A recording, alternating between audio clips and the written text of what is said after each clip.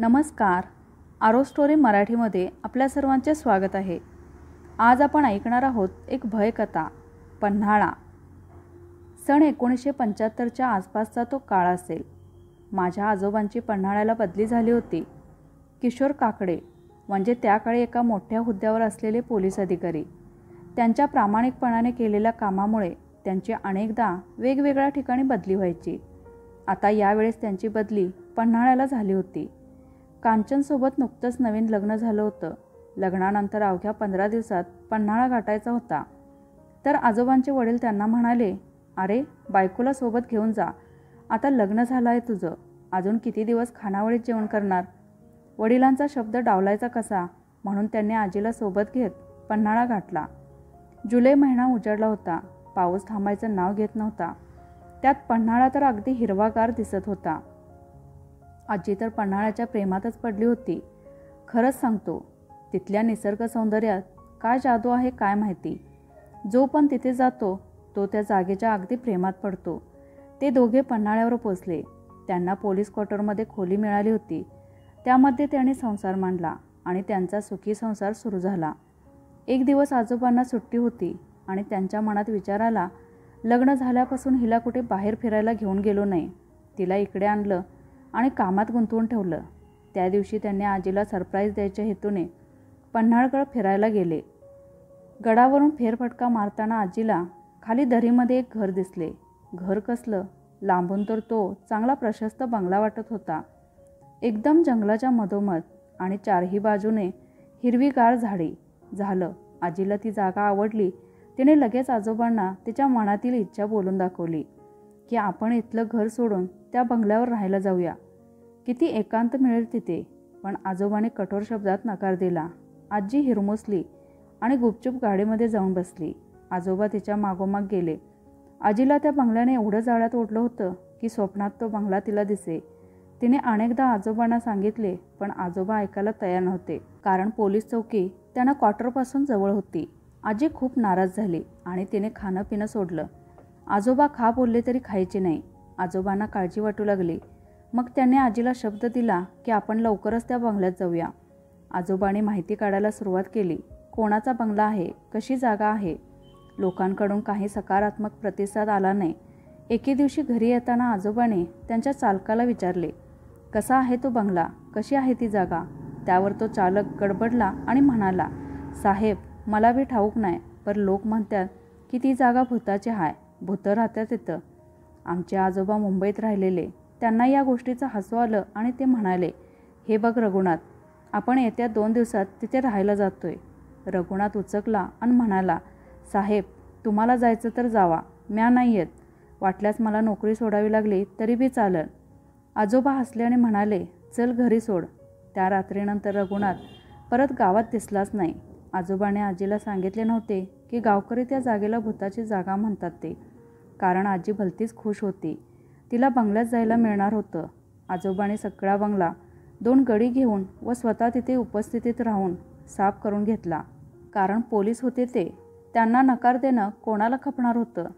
ततपप करत त्याने घर साफ करून घेतलं आणि 2 दिवसात आजी आणि आजोबा बंगल्यात राहायला गेले.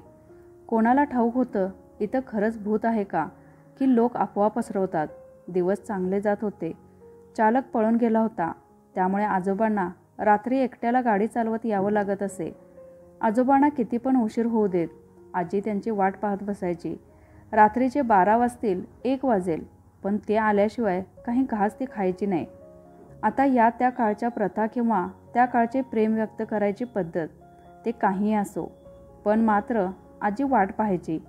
आणि एक दिवस अचानक आजोबांना एका गुन्ह्याच्या तपासासाठी चंदगड या ठिकाणी जायचं होतं. आजोबा काळजीमध्ये पडले. एवढ्या मोठ्या घरात हिला एकटीला कसं ठेवायचे. पण आजी आमची धीड म्हणाली, या जाऊन राहते मी एकटी, काही काळजी करू नका. आजीने बोललेल्या या शब्दाने आजोबांना धीर आला आणि म्हणाले, काळजी करू नकोस, 4 दिवसात मी परत येईन. असं म्हणत आजोबा निघून गेले. आजीचा नंतरचा दिवस कामातच गेला, कारण बंगला फार प्रशस्त, अगदी चित्रपटात दाखवतात तसा. आत प्रवेश केल्यावर मोठा हॉल, डाव्या बाजूला किचन. हॉलमधून उजव्या बाजूला गेलं की वरच्या खोल्यांमध्ये जायला जिना. वरती 3 खोल्या होत्या. पण आजीने त्यांच्यासाठी एकच खोली उघडली होती. बाकी 2 खोल्यांची दारं बंदच होती. सूर्य मावळला, अंधार पडला. आजी घरात एकटी. नशीब तेव्हा विजेची सोय तिकडे झाली होती. एक मिणमिणता बल्ब चालू केला, पण रात्र झाली आणि आजीला ते घर खायला उठू लागलं. तिला भीती वाटू लागली. ती अस्वस्थ झाली आणि त्या दिवशी ती जेवली देखील नाही. पाणी पिऊन झोपायला गेली. त्या दिवशी तिला शांत झोप लागली नाही. सतत आजोबांची काळजी लागून राहत होती. सकाळ झाली आणि ती खोलीच्या बाहेर आली, तर खोलीबाहेर तिला तिच्या डाव्या पायातील एक चप्पल दिसली. मुख्य दरवाजाबाहेर काढलेली चप्पल अख्खा एक जिना चढून तिच्या खोलीपर्यंत आली कशी, हा प्रश्न तिला पडला. तिला वाटलं कोणी मांजर वगैरे असेल, त्याने ठेवली असेल, म्हणून तिने दुर्लक्ष केलं आणि ती चप्पल घेऊन खाली आली. आजीला आजोबांची काळजी वाटत होती. त्यावेळी आत्ताच्यासारखे मोबाईल नव्हते, त्यामुळे संपर्क व्हायचा काही संबंधच नव्हता. तोही दिवस कामात गेला. रात्री आजी झोपायला गेली. दुसरा दिवस उजाडला. आजी उठून खाली यायला लागली, तर जिन्याच्या सुरुवातीला पुन्हा ती चप्पल तिला दिसली आणि तिच्या मनात शंकेची पाल चुकचुकली. कोणी चोर वगैरे घुसला की काय घरात, असं तिला वाटलं. म्हणून तिने सगळं घर तपासलं, पण काही नव्हतं. सगळं व्यवस्थित आणि जागच्या जागी होतं. पण ती चप्पल आली कुठून, परत एकदा ते तिला समजलं नाही. तोही दिवस गेला. रात्र झाली. आजी झोपायला गेली, पण आजीला शांत झोप लागेना. रात्रीचा 1:30 वाजत आला असेल. ती या कुशीवरून त्या कुशीवर होत होती. थोडीशी अस्वस्थ होती. तिला तहान लागली होती. ती पाणी प्यायला खाली निघाली. खोलीचा दरवाजा तिने उघडला आणि तिला धक्काच बसला. पुन्हा तिची चप्पल दरवाजात आली होती. ती हादरूनच गेली, कारण आता रोज रोज हे असं होत होतं. तिने चप्पल हातात उचलून घेतली आणि तिला खूप मोठमोठ्याने समोरच्या बंद असलेल्या खोलीतून रडायचा, किंकाळी फोडल्याचा आवाज येऊ लागला. आजी पुरती घामाघूम झाली होती. तिकडून आवाज येत होता आणि आवाज मुलीचा वाटत होता. ती ओरडत होती, वाचवा, वाचवा, कोणीतरी वाचवा. हे सगळं ऐकून आजी धाडकन चक्कर येऊन पडली. दुसऱ्या दिवशी सकाळी आजोबा आले. दरवाजा वाजवून देखील दरवाजा उघडला जात नाही म्हटल्यावर काहीतरी काळबेरा असेल याची जाणीव त्यांना झाली. दरवाजा तोडून आत प्रवेश केला आणि थेट त्यांच्या खोलीकडे धावले आणि खोलीच्या दरवाजातच आजी पडली होती. ते फार घाबरले. त्यांनी तिला उठवायचा प्रयत्न केला, पण ती काही उठली नाही. शेवटी त्यांनी खाली जाऊन पाणी आणून तोंडावर मारले. तेव्हा आजी थोडीशी शुद्धीवर आली. त्यांनी तिला हळूच खोलीमध्ये नेले आणि आराम करायला सांगितला. पण आजीच्या डोक्यात तोच रात्रीचा रडलेला आवाज ऐकू येत होता. तेच विचार करून तिच्या डोक्यात मुंग्या येत होत्या. तेवढ्यात आजोबा चहा घेऊन आले. आजीची विचारपूस केली. तेव्हा आजीने रात्री घडलेली सगळी हकीकत सांगितली. तो चप्पलचा किस्सा, तिने रडणं वगैरे सगळं काही. आजोबा बोलले, छे, काही पण नको बोलूस. भूत वगैरे काही नसतं. एखादं जनावर असेल आणि रडायचं म्हणत असशील तर तुला कदाचित एकटी असल्याने भास झाला असेल. पण आजी म्हणाली तो भास नव्हता. अहो, खरंच मला त्या समोरच्या खोलीतून तो रडलेला आवाज ऐकू आला. आजोबा त्यावर फक्त हसले आणि म्हणाले, देवावर विश्वास आहे ना तुझा? मग झालं तर नको चिंता करूस. कोणी भूत वगैरे नाही येणार तुला खायला. आजोबांच्या येण्याने आजीला जरा हायसं वाटलं. तेवढ्यात नेमके आजोबा म्हणाले, माझ्याकडे आलेली केस अजून सुटली नाही आहे. कदाचित आणखी एक चंदगडचा दौरा होऊ शकतो. आजी त्यांना थांबवत म्हणाली, तुम्ही जाता मला एकटं ठेवून. रात्रीचं घर खायला उठतं मला, आणि त्यात तो घडलेला प्रसंग. एकटी कशी राहू मी या घरात? आजोबा म्हणाले, नको काळजी करूस. स्टेशनवरून एक हवालदार पाठवेन मी इथे लक्ष ठेवायला. असं म्हणून आजोबा त्याच संध्याकाळी पुन्हा चंदगडकडे रवाना झाले आणि आजी पुन्हा एकटी पडली. रात्री सुमारे 8:30च्या सुमारास दारावरची बेल वाजली. दारात हवालदार उभा होता. म्हणाला, साहेबाने पाठवलं आहे मला इथे तुमच्या सुरक्षेसाठी. आजीला बरं वाटलं. ती म्हणाली, तुम्ही कुठे थांबताय? त्यावर हवालदार उत्तरला, गेटपाशी आहे ना छोटी केबिन, तिथे बसतो माझा रेडिओ ऐकत. काही वाटलं तर वरच्या खिडकीतून आवाज द्या. आजी ठीक आहे म्हणाली आणि सगळं आवरून ती झोपायला गेली. रात्रीचे 12:30-1 वाजला असेल. कसला तरी आवाज झाला. त्या आवाजाने आजीला जाग आली. ठक ठक ठक असा आवाज येत होता. असं वाटत होतं की कोणीतरी काठी आपटत चालत आहे. पण एवढ्या रात्री कोण असणार येते असं तिला वाटलं. म्हणून ती वरच्या खिडकीकडे गेली. गेटकडे पाहिलं तिथे केबिनपाशी रेडिओ चालू होता. त्याचा आवाज येत होता, पण दरवाजा बंद होता आणि अंधार पण होता. त्यामुळे हवालदार आजीला दिसला नाही. तिला वाटले हवालदार काठी आपटत चालत आहे. याची शहानिशा करावी म्हणून ती खाली जायला निघाली आणि तिने खोलीचा दरवाजा उघडला, पण दरवाजात चप्पल नव्हती. तिच्या जीवात जीव आला. पुढे ती जसजसा जिना उतरून खाली आली, तिला समोर जे दिसलं ते फार भयंकर होतं. तिला समोर एक मुलगी दिसली, जिच्या एका पायात तिची एक चप्पल आणि डाव्या खांद्याला कुबड्या होत्या. तिला एकच पाय होता. ती एक अपंग मुलगी होती. काळे भोर केस, निळ्या रंगाचा कुर्ता घातला होता तिने. आजी फार घाबरली. आजीला फक्त भोवळ यायची बाकी होती. तिने आरडाओरडा करायला सुरुवात केली, पण तिथे कोणी नव्हतं. कदाचित गेटवरच्या हवालदाराचा पण डोळा लागला होता, पण गाण्याचा आवाज स्पष्टपणे ऐकू येत होता. त्यात रातकिड्यांची किरकिर होतीच आणि या मुलीचं ठकठक चालणं सुरू होतं. आजीने आरडाओरडा करताच त्या मुलीने आजीकडे वळून पाहिलं आणि तिला पाहताच आजी भोवळ येऊन पडली. दुसऱ्या दिवशी सकाळी दारावरची बेल वाजली. सतत वाजणाऱ्या बेलने आजीला जाग आली. पाहते तर समोर हवालदार उभा, पण रात्री जो हवालदार होता तो हा नव्हता. हा वेगळाच कोणीतरी होता. आजीने त्याला विचारले, काय हो, ते रात्रीचे दादा कुठे गेलेत? त्यावर हवालदार चपापला आणि म्हणाला, रात्रीचे हवालदार?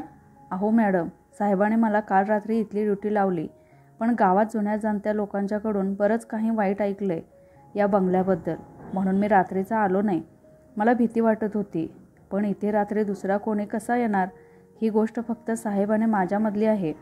आजीला हे सगळं ऐकून पुन्हा भोवळ आली. ती पडली आणि तिने डोळे उघडले ते दवाखान्यातच. समोर आजोबा उभे होते. तो सकाळचा हवालदार उभा होता. डॉक्टर उभे होते. शुद्ध येताच डॉक्टर म्हणाले, गुड न्यूज आहे, तुम्ही आई होणार आहात. हे ऐकताच आजीचा चेहरा खुलला आणि आजोबांच्या चेहऱ्यावर आनंद मावत नव्हता. पण आजीच्या चेहऱ्यावरचा आनंद फार काळ टिकला नाही. तिला ती रात्रीची मुलगी आठवली. तिचा चेहरा आठवला. तिने ती सगळी हकीकत आजोबांना सांगितली. एका बाजूने पूर्ण भाजलेला होता त्या मुलीचा चेहरा आणि ती हसत हसत माझ्याकडे पाहत होती. पण आजोबांनी हे देखील हसण्यावारे नेलं आणि म्हणाले, स्वप्न बघितलं असतील तू. हे असलं सगळ्या गोष्टी फक्त चित्रपटात होतात, खऱ्या आयुष्यात नाही. आजी त्यांना कसं समजावणार होती? तिच्याच हट्टापायी त्यांनी ते घर घेतलं होतं. संध्याकाळी ते घरी आले. डॉक्टरांनी त्यांना काळजी घ्यायला सांगितली होती, म्हणून आजोबाने त्यांच्या आईला पत्र लिहिले. पण त्यांची आई म्हणाली, अरे 8 दिवसांनी येते, शेतात लगबग चालू आहे.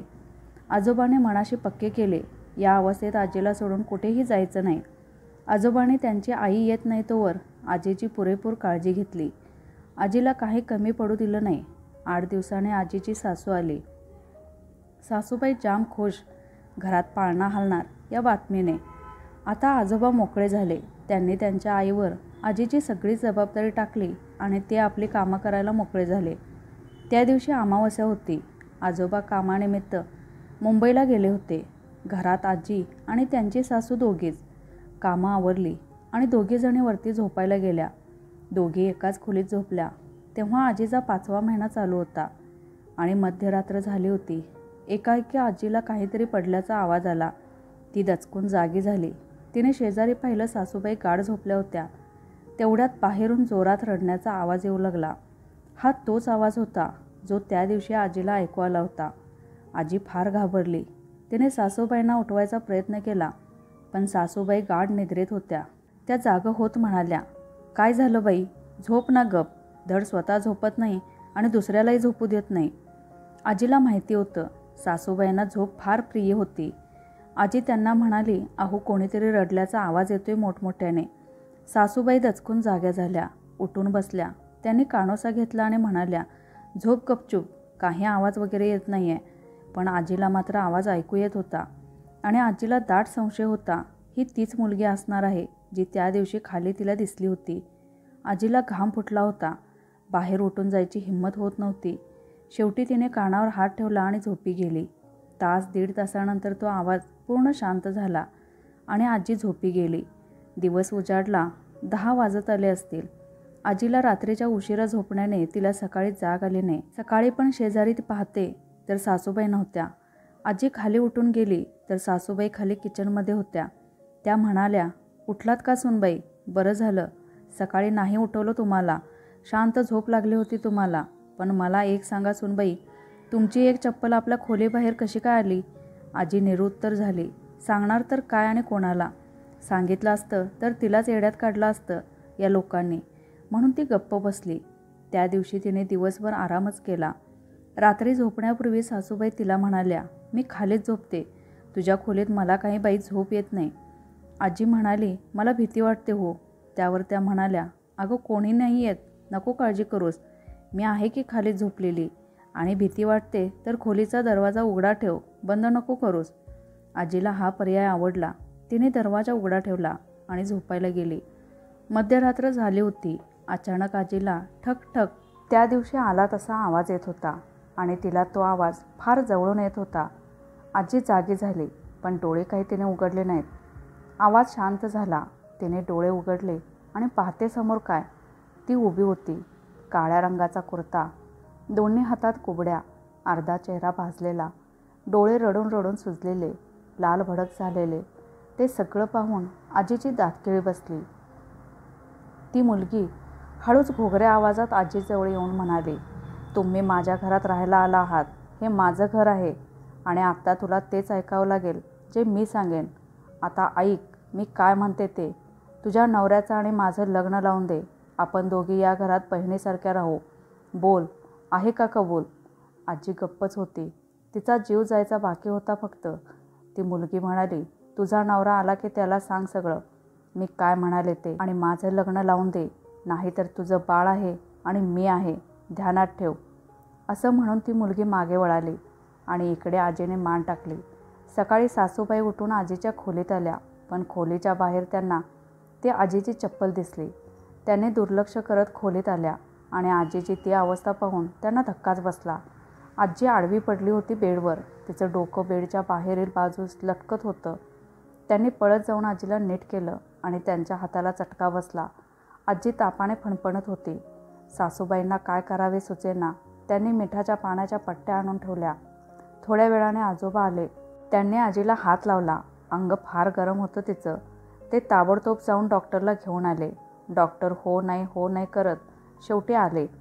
त्यांनी आजीला तपासलं, इंजेक्शन दिलं. डॉक्टर म्हणाले, साहेब, तुमच्या मिसेसने खूप काहीतरी मोठा मानसिक ताण घेतला आहे आणि त्याचा परिणाम शरीरावर फार मोठ्या प्रमाणात झाला आहे. या अवस्थेत ताणतणाव नाही घ्यायला पाहिजे त्यांनी. बाळावर परिणाम होतात. मी त्यांना इंजेक्शन दिलं आहे. त्यांना वाटेल बरं, काळजी नसावी. आजी हळूहळू शुद्धीवर येत होती. ताप पण कमी झाला होता. आजोबा तिच्यासमोर गेले आणि ती लग्न असं म्हणाली आणि परत तिची शुद्ध हरपली. आजोबांना वाटले हा सगळा डॉक्टरांनी दिलेल्या इंजेक्शनचा प्रकार आहे. पण तसं नव्हतं. आजीने जेव्हा डोळे उघडले तेव्हा ती आजोबांच्या शेजारीच हसत हसत उभी होती. पण आजी सोडून ती कोणालाच दिसत नव्हती. असं का होतंय? ती मुलगी फक्त आजीलाच का दिसत होती, इतरांना का दिसत नव्हती? हा प्रश्न आजीला भेडसावत होता. तिथे आजोबांच्या शेजारी दात विचकत उभी होती ती. आजी त्या दिवशी दिवसभर झोपून होती. रात्र झाली. आजोबाने पण त्या दिवशी सुट्टी घेतली होती. ते आजीच्या उशाला बसून तिची काळजी घेत होते. घरातली कामं करायला सासूबाई होत्याच. आजीला जाग आली आणि आजोबाने तिला पाणी दिलं. आजोबांना समोर पाहून तिला बरं वाटलं. तिने खोलीतून चौफेर नजर फिरवली आणि ती कुठे दिसते का बघितलं, पण ती त्या खोलीत नव्हती. आजीला वाटलं हीच योग्य वेळ आहे आजोबांना विश्वासात घेऊन सगळं काही सांगायची. आजी त्यांना म्हणाली, अहो, मला तुमच्यासोबत महत्त्वाचं बोलायचं आहे. ते म्हणाले, अगं थेट बोलणं काय असेल ते. मग आजीने चप्पलच्या गोष्टीपासून ते काल शेजारी येऊन त्या मुलीने लग्न लावून दे म्हणेपर्यंतचा सगळा घटनाक्रम सांगितला. हे सगळं ऐकून आजोबांचा चेहरा गंभीर झाला आणि त्यांच्या डोक्यात विचार आला. सगळं गाव ह्या घराला भूताचं घर म्हणतं, जागा झपाटलेली आहे असं म्हणतं, पण मला इथे काही जाणवलं नाही, कारण मी जास्त वेळ घरी नसायचो. ही जास्त वेळ घरी होती आणि खरंच घरात असं काही असेल तर मग लवकरात लवकर हे घर सोडावं लागेल. आजोबांनी त्या जागेचा इतिहास शोधायचं ठरवलं. त्यांनी गावात चौकशी करायला सुरुवात केली आणि त्यात त्यांना यश आले. गावातल्या एका जुन्या जाणकाराने त्यांना त्यांच्या आधी जे कुटुंब तिथे राहायचे तेव्हा तिथे एक नोकर काम करीत होता त्याचं नाव व पत्ता सांगितला. धनाजी यादव त्या नोकराचं नाव, पण तो नोकर पन्हाळ्यात राहत नव्हता. तो मूळ गाव त्याचं होतं गडिंग्लज. आजोबांच्या हातात पत्ता तर होता, फक्त त्यांना गडिंग्लजला जायचं होतं. दुसऱ्या दिवशी त्याने गडिंग्लजला जायचं ठरवलं आणि एका दिवसात परत यायचं ठरवलं. दुसऱ्या दिवशी गाडी आणि सोबत तो गावातला गडी घेऊन आजोबा गडिंग्लजला निघाले. जवळपास 2 तासांच्या प्रवासानंतर ते गडिंग्लजला पोहोचले. पत्ता होता, त्यामुळे इकडे तिकडे कोणाला विचारायची गरज त्यांना पडली नाही. त्यांची गाडी थेट धनाजीच्या दारात जाऊन थांबली. गाडीचा आवाज ऐकून एक म्हातारी आजी बाहेर आली. आजोबा गाडीतून उतरून त्या म्हातारीपाशी गेले आणि म्हणाले, आजी, धनाजीराव आहेत का घरात? म्हातारी काही न बोलता घरात निघून गेली आणि जाता जाता दरवाजात थांबून तिने आजोबांना आत येण्याचा इशारा केला. आजोबाने त्या गड्याला खुणावलं. गडी पण गाडीतून उतरून त्यांच्या मागे चालू लागला. आजोबा त्या घरात आले. घर तसं छोटेखानी होतं. घर कसलं, झोपडी म्हणा हवं तर. शेणाने सारवलेली जमीन, मातीच्या भिंती, त्यांचे जागोजागी पोपडे निघाले होते. तशी आतमधून फारच घराची अवस्था बिकट होती. आजोबा खालीच जमिनीवर बसले. तेवढ्यात आतल्या खोलीतून एक माणूस खोकत बाहेर आला आणि आजोबांकडे पाहून म्हणाला, साहेब, काय काम काढलं गरिबाकडं? काय चुकलं माकलं का आमचं? हात जोडत तो म्हणत होता. आजोबा हसत म्हणाले, असं काही नाही, मला जरा माहिती हवी आहे, बस, बाकी काही नाही. धनाजीला जरा हायसं वाटलं. तो म्हणाला, कसली माहिती साहेब? आजोबाने त्याला विचारलं. तुम्ही पन्हाळ्याला होतात ना? त्यावर धनाजी हो उत्तरला. तेव्हा तुम्ही स्मिता बंगल्यात नोकर होता असं ऐकलं आहे मी. मला त्या बंगल्याबद्दल माहिती हवी आहे. जेव्हा तुम्ही तिथे कामास होता तेव्हा तिथे कोण कोण राहत होतं त्याची माहिती हवी. धनाजीला त्या बंगल्याचं नाव काढताच दरदरून घाम फुटला. तो म्हणाला, साहेब, त्या घरापायी मी बरंच काही गमावलं आहे. मला आता तो विषय नको आहे, बास. आजोबा थक्क झाले. ते म्हणाले, अहो, मी त्या घरात आता राहत आहे आणि माझ्या पत्नीला दिवस गेले आहेत. तेव्हापासून की त्याच्या आधीपासून तिला कसले कसले भास होतात. ती म्हणते तिला कोणी मुलगी दिसते. धनाजी आजोबांना थांबवत म्हणाला, म्हणजे ती आहेच का तिथं अजून? आजोबा अवाक झाले आणि म्हणाले, ती म्हणजे कोण? धनाजी उत्तरला, स्मिता. धनाजी पुढे सांगू लागला, 1965 साली, म्हणजे 10 वर्ष झाली बरं या गोष्टीला, गौतम मोहिते नावाचे तुमच्यासारखेच एक सरकारी साहेब पन्हाळ्याला आले. त्यांच्या मदतीला मी होतोच. त्यांना सरकारी घरात जागा भेटली होती. सोबत त्यांच्याबरोबर त्यांची बायको, पोरगी आणि एक पोरगं. पण पोरगी एका पायाने आधू होती. तिला एक पाय नव्हता. लहानपणी तिचा म्हणे अपघात झालता आणि त्यात ती पाय गमावून बसली असं बाईसाहेब मला म्हणाल्या होत्या. जेव्हा मी त्यांना तिच्याबद्दल विचारलं होतं, तिच्या पायीच त्यांनी पुणे सोडून इथं बदली करून घेतली होती वाटतं. तिथं तिला त्रास व्हायचा. माणसं काही बाई बोलायची तिला. लग्नाचं वय झालं होतं तिचं. पोरगी 21 वर्षांची तर असेल ती. दिसायला तर लय देखणी, मन मिळावू स्वभाव होता. पर एक गोम होती तिच्यात. तिला जे आवडलं ना ते ती करायची. मग ते चांगलं असलं काय आणि वाईट असलं काय. साहेबाची लाडकी लेक, त्यामुळं कोणी बी काय बी बोलत नव्हतं तिला. एक दिवस तिला गच्चीवरून फिरताना खाली जंगल दिसलं. एकदम सुंदर हिरवगार पाहताच कोणीही त्या जागेच्या प्रेमात पडावं असं. आणि आता जिथं बंगला आहे ना, ती जागा तिला लय आवडली. तेव्हा ती जागा भुताची नव्हती आणि एवढी जास्त दाट पण नव्हती. गावातली माणसं गुरेढोरे घेऊन त्या वाटेने चरायला डोंगरावर आणायची. त्यामुळे तिथं काय बी लय भय नव्हतं. तिनं त्या रात्रीला त्या जागेबद्दल साहेबांसोबत चर्चा केली वाटतं. स्मिता तेव्हा साहेबांना म्हणाली होती की मला तिथं आपलं घर पाहिजे, आपण इथल्या गर्दीतून तिथे जाऊ. आणि त्याच वेळी आजोबांना आजी त्यावेळी पहिल्यांदा त्या जागेबद्दल काय बोलली होती ते आठवलं. धनाजी पुढे म्हणाला, साहेब, तिच्यावर जाम चिडले आणि तिथून निघून गेले. इकडं पोरेने खाणं पिणं सोडलं. कोणासोबत बोलत नव्हती, काही खात नव्हती. साहेब आणि बाईसाहेब काळजीत पडल्या. हिला नेमकं झालं काय? आणि त्यांच्या ध्यानात आलं की तिला त्या जागेवर घर हवं आहे. साहेब एक दिवस कामावरून घरी आल्यावर थेट स्मिताजवळ गेले आणि त्यांनी कसला तरी कागद तिला दावला. जागेचा कागद होता वाटतं तो कागद बघून पोरगी बापाच्या गळ्यातच पडली. का नाही पडणार हो, बापाने तिच्या नावाने ती जमीन खरेदी केली होती. 1965 ते 1967 एवढे दिवस बंगल्याचं काम सुरू होतं. बंगला एकदम प्रशस्त बांधला होता. साहेबांनी स्वतः जातीने लक्ष देऊन काम करून घेतलं होतं. साहेबाने बंगल्याची मोठी पूजा घालायची ठरवली. पूजेचा दिवस ठरला. साहेबाने सगळे त्यांचे नातेवाईक, मित्रमंडळी सगळेजण बोलावले होते. सगळी मित्रमंडळी आली. त्यांच्या ऑफिसातली लोकं आली होती. मोहितीने बंगल्याचं नाव पण स्मिता ठेवलं. जेवणं वगैरे चालू होती. स्मिता कुबड्यांच्या आधारे का होईना सगळीकडे मिरवत होती. पूजा थाटात संपन्न झाली. सगळे नातेवाईक निघून गेले. काही जवळचे होते तेवढे राहिले होते. त्यात साहेबांची एक लांबची बहीण होती. पूजेच्या दुसऱ्या दिवशी सगळे खाली नाश्ता करत बसले होते. स्मिता खाली येत होती. त्याचवेळी त्यांची बहीण म्हणाली, काय म्हणावं पोरीला, दया येते तिची, एवढं सहन करते ती, पण आता मोठी झाली, तिचं लग्न कसं होणार, एवढी देखणी पोरगी आणि बिन लग्नाची राहणार, फक्त पायामुळेच ना. तिने ते ऐकलं आणि त्या आल्या पावले मागे फिरली आणि खोलीत जाऊन रडत बसली. आधीच अपघाताने तिचं बालपण हिरावून घेतलं होतं. तिला पण वाटायचं आपण मनसोक्त जगावं, इतर मित्रमैत्रिणींप्रमाणे फिरावं, आपलं पण लग्न व्हावं, पण असं काही होणार नाही हे तिलाही माहिती होतं.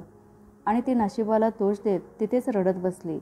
तिला फक्त तिच्यावर प्रेम करणारा हवा होता, तिला हवं तसं कबूल करणारा. पण तसा कधी तिला भेटणार होता का?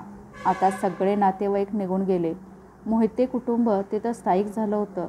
मुलगा छोटा होता. त्याला शाळेला कोल्हापुरात ठेवलं होतं.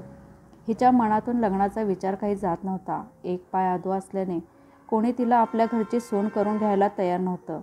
अशातच साहेबांना एक वॉचमन पाहिजे होता. मी माझ्या पोराला साहेबांकडे विनंती करून बंगल्याच्या राखणीसाठी ठेवला. 26 वर्षाचा माझा तो मुलगा. नोकरी लागत नव्हती शिक्षणाअभावी. स्मिताची आणि त्याची नजरानजर व्हायची. ते बोलू लागले आणि अशातच ते दोघे एकमेकांच्या प्रेमात पडले. स्मिता दिसायला सुंदर होती, पण आधू होती, तरी त्याला मंजूर होतं. पण हे फार काळ टिकणारं नव्हतं. दोघांचं नातं फार पुढे गेलं होतं. ही त्याला तिच्या खोलीतून इशारे करत असताना साहेबाने त्यांना पकडलं आणि त्यांना सारं काही समजलं. त्यांनी त्या पोराला कामावरून हाकलून लावलं. त्याच्यावर आपल्या मुलीची छेड काढल्याप्रकरणी गुन्हा पण नोंदवला. पोलिसांनी मारून मारून पार माझ्या पोराची हाडं खिळखिळ केली आणि त्याला सोडून दिला. तो पोलीस स्टेशनमधून थेट त्या बंगल्याकडे गेला. मोहिते, ओ मोहिते असा आवाज दिला. साहेब धावत बाहेर आले, पण तोवर माझ्या काळजाच्या तुकड्याने बाहेरच झाडाला फाशी घेतली होती. त्याच्या पायात आणि हातात तडफड दिसत होती. साहेब जवळ जाईपर्यंत ती पण थांबली. हे सगळं स्मिताने वरून पाहिलं होतं. साहेबाने स्मिताकडे पाहिलं. स्मिता लगेच आत वळली. ते थक्क होऊन त्या लटकलेल्या पोराकडेच पाहत होते की तेवढ्यात त्यांना त्यांच्या मुलीचा जोरात किंचाळण्याचा आवाज आला. त्यांनी खोलीकडे पाहिलं तर धूर येत होता. स्मिताने स्वतःला पेटवून घेतले होते. वाचवा वाचवा असं ती ओरडत होती. मोहिते धावत तिच्यापाशी गेले. त्यांची पत्नी तिथेच उभी रडत रडत दात ठोठावत होती. पण दरवाजा आतून बंद. ते दरवाजाला धक्के देत होते, पण दरवाजा उघडत नव्हता. आतून फार जोरजोरात आवाज ऐकू येत होता. 10 मिनिटांनी तो आवाज बंद झाला. मोहितेने दरवाजा धक्का देऊन तोडला, पण तोवर उशीर झाला होता. स्मिता आणि तिची खोली दोन्हीची राख झाली होती. साहेबांना एवढा जबर धक्का बसला होता की बस, कारण त्यांच्यासमोर 2 जीव गेले होते आणि त्यात एक त्यांची पोटची मुलगी होती. मी मागच्या बाजूला होतो. बाहेर पळत आलो तर माझं पोरगं पुढं लटकलेलं दिसलं. मला पण काही सुधरत नव्हतं की बाईसाहेबांचा रडण्याचा आवाज ऐकू आला. मला तिकडे पण जाऊ वाटत नव्हतं. मी माझ्या पोराच्या तिथेच बसलो. पुढे काय पोलीस आले. माझ्या पोराची बॉडी 2 दिवसांनी हातात दिली. याच हाताने मी त्याच्या पार्थिवाला अग्नी दिला. आजोबा हे सगळं थक्क होऊन ऐकत होते. नंतर त्याने बंगला पण सोडला आणि पुढे काय झालं काय माहीत नाही मला. आजोबा त्याला काहीच बोलले नाहीत. थोडेसे पैसे त्याने त्याच्या हातावर ठेवले आणि त्याने धनाजीचा निरोप घेतला. मध्यरात्र उलटून गेली होती आजोबांना पन्हाळ्यावर पोचायला. संपूर्ण प्रवासात तोच विचार आजोबांच्या मनात की खरंच हिला स्मिता दिसत असेल का. आजोबा घरात गेले. खालच्या खोलीत त्यांची आई झोपली होती. तिनेच दरवाजा उघडला होता. वरती खोलीत गेले. आजी शांतपणे झोपली होती. ते देखील थकले होते, त्यामुळे ते लगेच झोपी गेले. झोपता झोपता त्याने मनाशी ठरवलं, जोपर्यंत आपल्यासमोर काही येत नाही तोपर्यंत याच बंगल्यात राहायचं. आजोबांची ही एक चूक त्यांना खूप महागात पडणार होती याची त्यांना मुळीच कल्पना नव्हती. आजोबाने मनाशी चंग बांधला होता की स्वतःला काही अनुभव आल्याशिवाय कोणताही निर्णय घ्यायचा नाही. या विचारांमध्ये त्यांना आजीचा विचार आला नाही. तिला या अवस्थेत होणाऱ्या त्रासाचा विचार आला नाही. त्या रात्री सगळे शांत झोपले.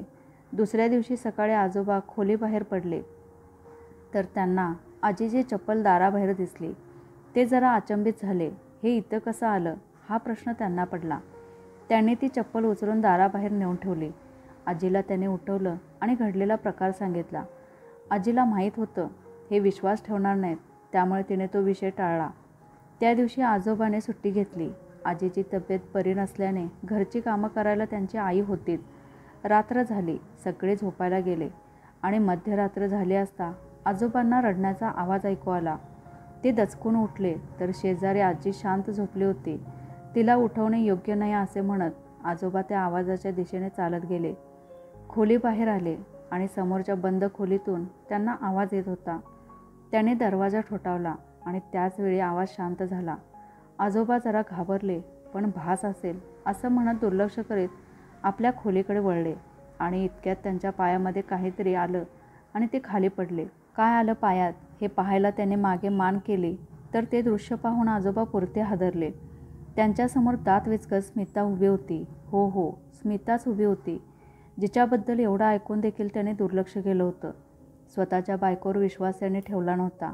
आता ती स्मिता आजोबांच्या समोर उभी होती. तिथे उभी राहून आजोबांकडे पाहत म्हणाली, मला तुझ्यासोबत लग्न करायचं आहे. तुझी बायको आणि मी यावर बोललोय. आम्ही दोघी बहिणीसारख्या राहू. तुझा जर नकार असेल ना तर हे सगळं तुझ्या बाळाच्या जीवावर बेतेल, लक्षात ठेव. आजोबा तिथेच बेशुद्ध होऊन पडले.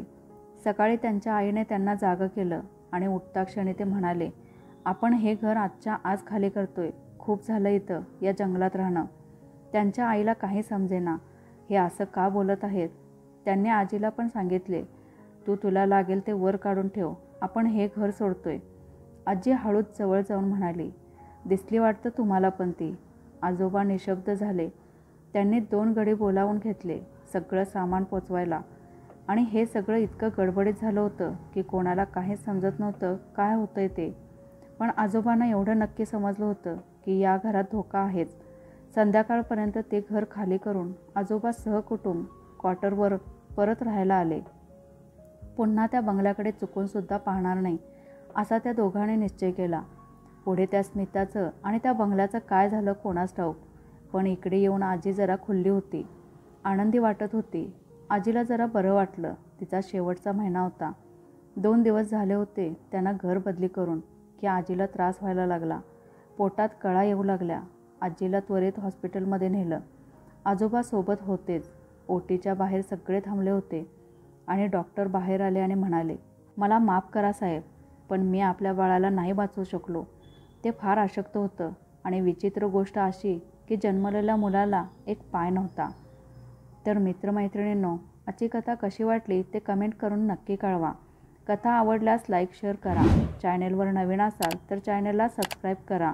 कथा पूर्ण ऐकल्याबद्दल आणि वाचल्याबद्दल धन्यवाद.